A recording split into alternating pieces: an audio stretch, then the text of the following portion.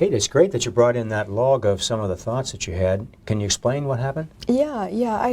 They asked me at work to go.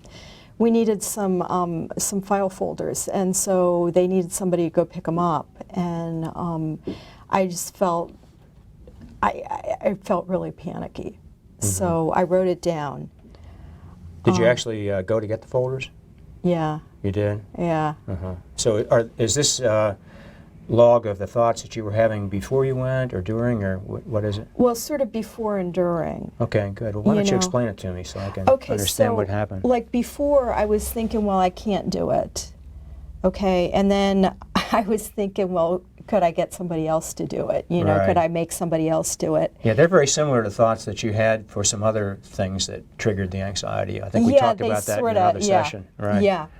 So the I can't do it's a familiar theme then, isn't it? Yeah, Mm-hmm. yeah, very much so. And so then when I got in the car and I was driving there, I started feeling like I was going to pass out, and I started feeling really anxious. And I kept thinking, you know, like somebody's going to slam into my car. Mm-hmm. You know, like I'm going to be going through an intersection and somebody's just going to broadside me.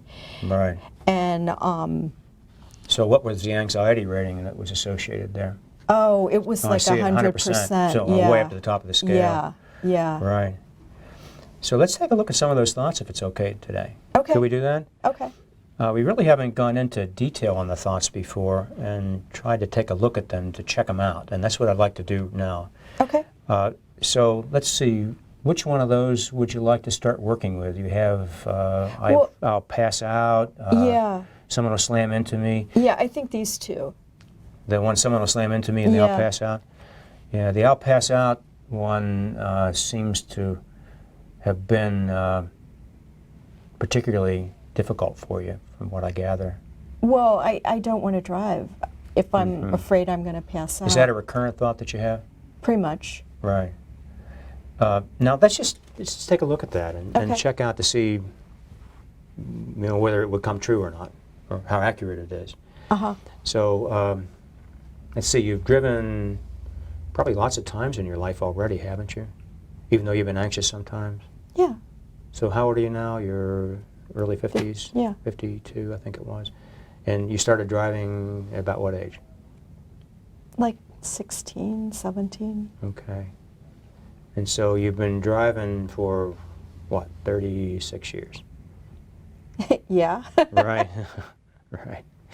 And as you were having this thought, what was it, earlier this week? What day was it? Yeah, it was Wednesday. Wednesday. What do you think the likelihood, at that time you were having that thought, the likelihood was in your mind that you actually would pass out? Oh, I'd say the likelihood, I'd say about 90%. Oh, 90% sure that you were going to have, you were going to pass out?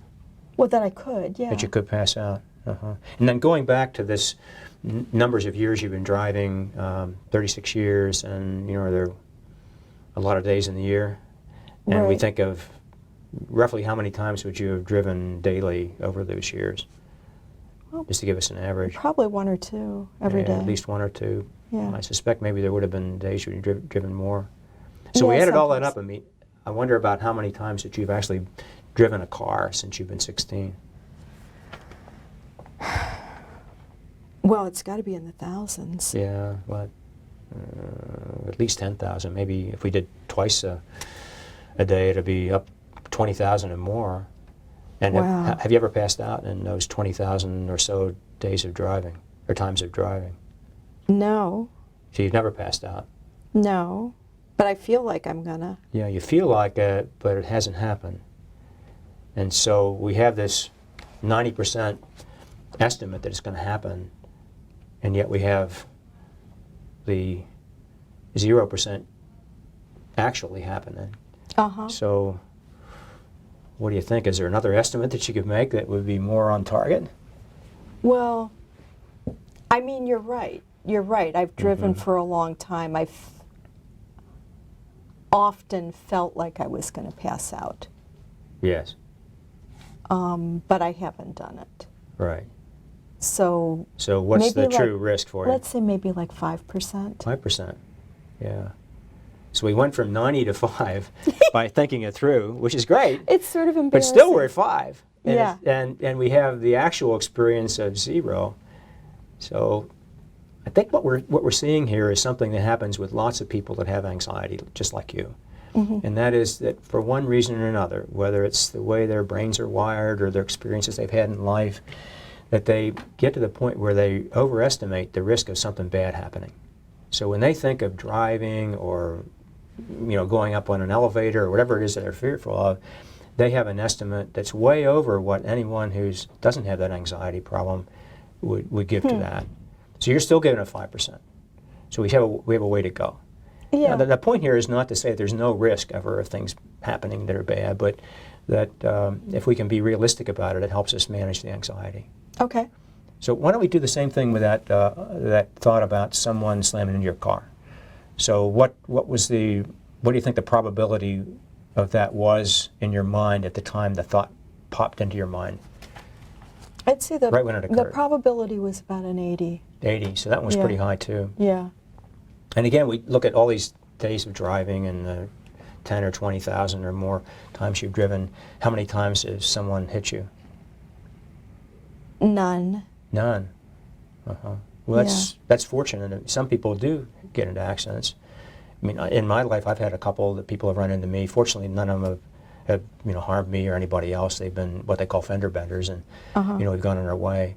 And again, as I pointed out, we don't want to try to eliminate the idea that there's risk or sweep it under the carpet or anything. We need to be honest about it. But it looks like for both you and for me, the risk is way lower than, what did you say, 80% or something like that? Yeah.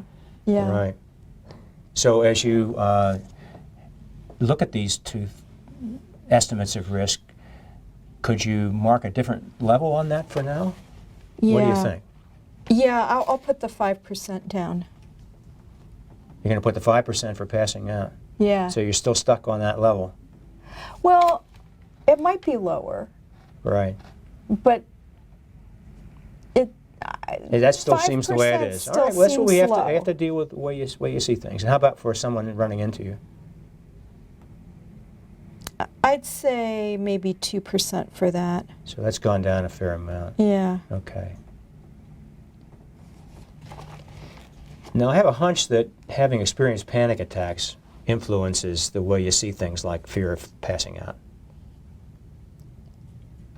Is that right? Yeah. When you're having a panic attack, you get that feeling like you're dizzy. I'm pretty and convinced that it's going to happen. So that's something that we're going to be working on to try to help you with managing these panic attacks. And I don't think we'll have the time this session, but in a session before too long, we're going to work on some ways to manage your breathing and some other things that can help you calm down your emotions and calm down this feeling that you might pass out. So I think that'll give you an extra advantage, and hopefully it'll move it down even below the 5%. Okay. So that'll be a project for the future. Okay? So for homework, perhaps you could continue to do some of this logging, and you could even add a column here for checking it out. Okay. We could call that the realistic thoughts column. Okay.